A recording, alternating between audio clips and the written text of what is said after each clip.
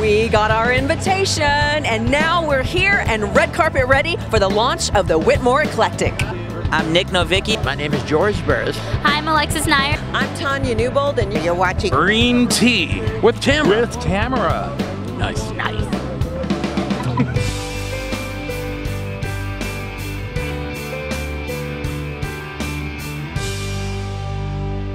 We're catching up with the gorgeous Ed Losey of Ed Losey PR, who's putting on this fabulous event tonight at the Whitmore Eclectic. Tell us what you know about the Whitmore.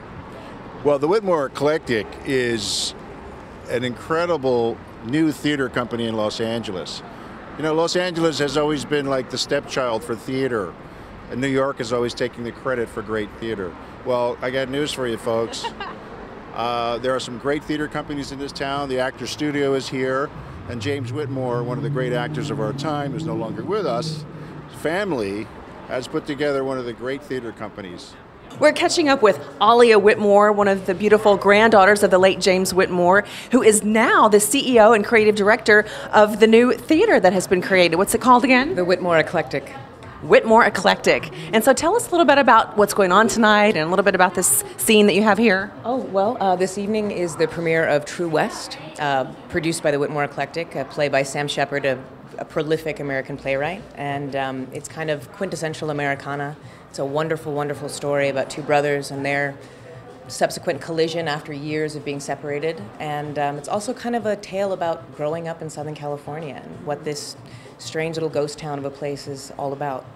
And Sam Shepard actually lived in Duarte, California, and went to high school there. And in this play, the story of their father, the two brothers' father, is kind of an ever-present element in the story. And but we never see their father. He's just kind of a ghost that floats around the house and the lives of these two men. So I created this installation piece that I built with the help of my brother Jacob in honor of Sam Shepard Sr. And it's kind of a sad piece, but it's a reflection of what his life looked like, especially towards the end. And there's a lot of audio media used in the play where you'll hear Sam Shepard talking about his experiences with his father, which was very painful for him, but made a huge impact on who he became, the writing that he did, and the kind of artist that he's been. And he's really kind of changed the face of theater in the United States, and it's an honor to produce one of his pieces. This is a full-service theater company, so it's not just putting on plays every month, which they're doing, but they're training, they're teaching, there's a reaching out program with high schools. They're doing programs with the city of Los Angeles where they're actually getting real hands-on training. Yeah, because he was a visionary and he was into education, right? Yeah, absolutely, yeah. He was a deep believer that every human being deserved the right to, especially a liberal arts education, but it was the responsibility of every American to educate themselves. And theater is an opportunity for human beings to become educated and empowered by the pieces that are written and produced. And every piece is a watershed piece, meaning that every piece is a reflection of what's happening at a given time in history or in contemporary time. And to dive into a play, to direct a play, to act in a play, you are forced to get completely immersed and do your homework. And thus it is enriching for everybody involved. Right. I was reading one of his quotes on the way over here that he was talking about that, like, and then he said you have to, it's almost like you're imprisoned in that play for a while. He says, but then you get out, right? Yes, you do. You get out. You get out finally. Yeah. So, anything else that you wanted to tell us about your grandfather or about tonight's event? Or? That I hope he's proud. Yeah. And I hope he's as excited about this piece as I am. He was a dear man, and we miss him. And I hope that he's performing in that big theater in the sky. Yeah, the big theater in the sky. You know he is. Yeah.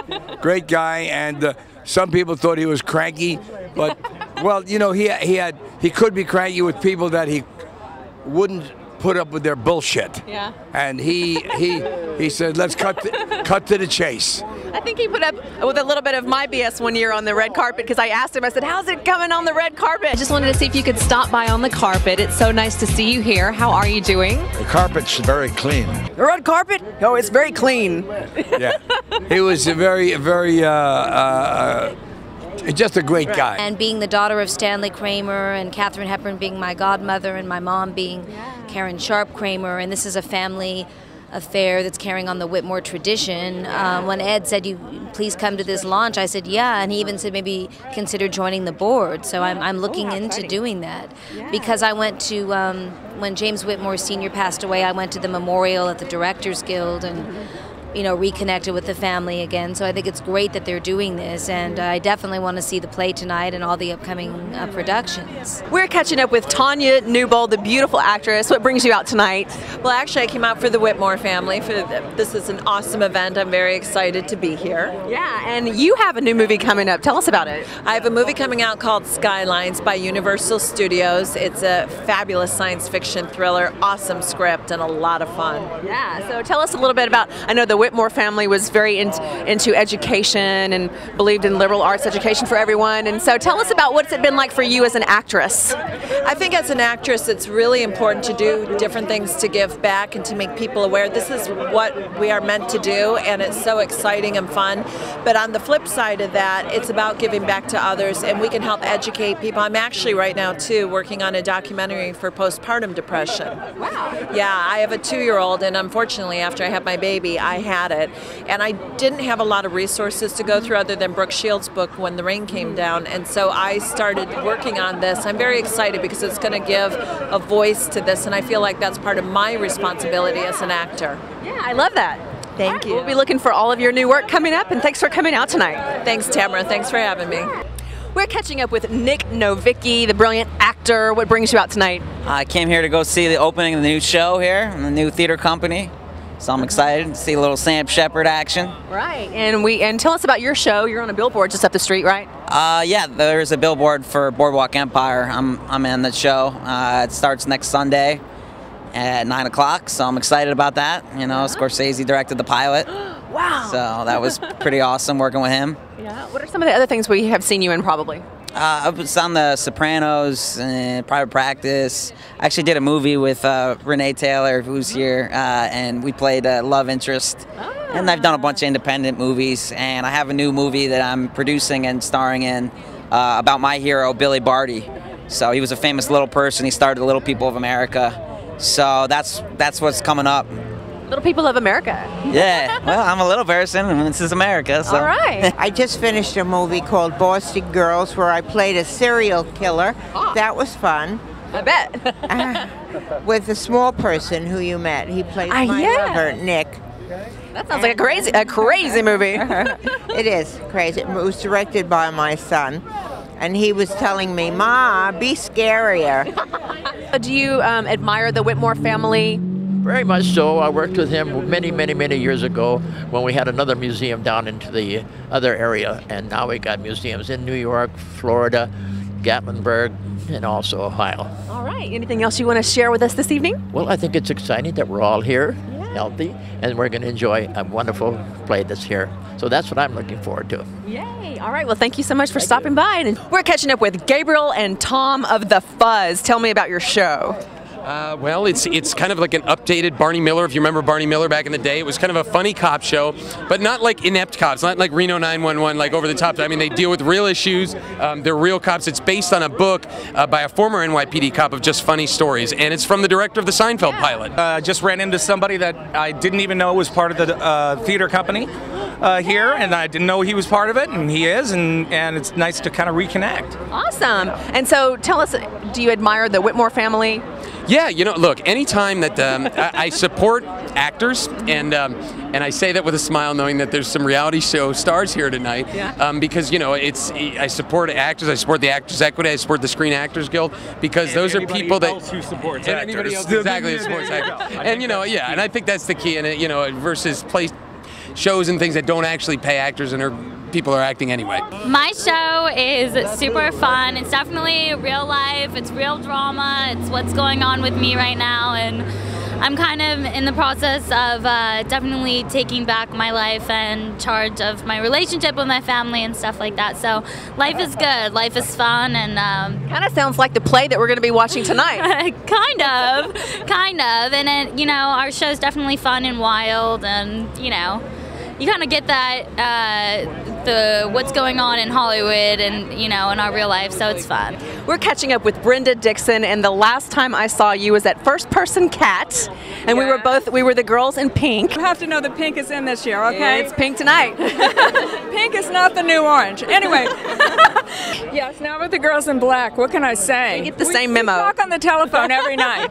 What are you gonna wear? Hooker boots. Wait a minute. Hooker boots. They're in this year. Oh God! Hooker boots. I love them.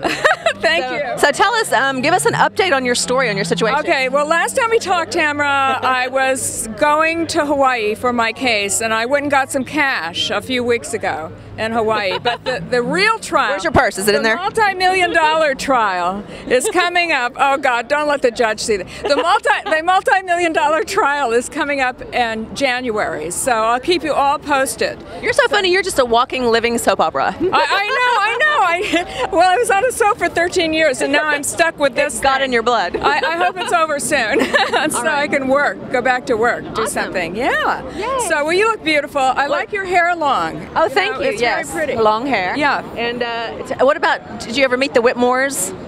No, I haven't, but this is a Sam Shepard play, and so it should be really interesting. Let me say that. This is a Sam Shepard play, and it should be really interesting, okay? Because he's such a good writer. This is about his life, and this is about how his father treated him, which was very, very sad. So it should be an interesting play. So I don't know the Whitmores. I've seen him. Of course, I know who he is. He's a great actor. But I don't know their family. But I think it's great that they're opening another theater in Los Angeles. The more theaters, better. I mean, why should Broadway have it all? We have all the actors here. So this is fabulous. It is. It's fabulous. Fabulous. Woo! The red carpet was raving, and we've got our tickets, so we're going to head in and enjoy the show. And I hear that it's a story of redemption and healing. And here at Green Tea with Tamara, that brings us hope, and that means healing our planet Earth.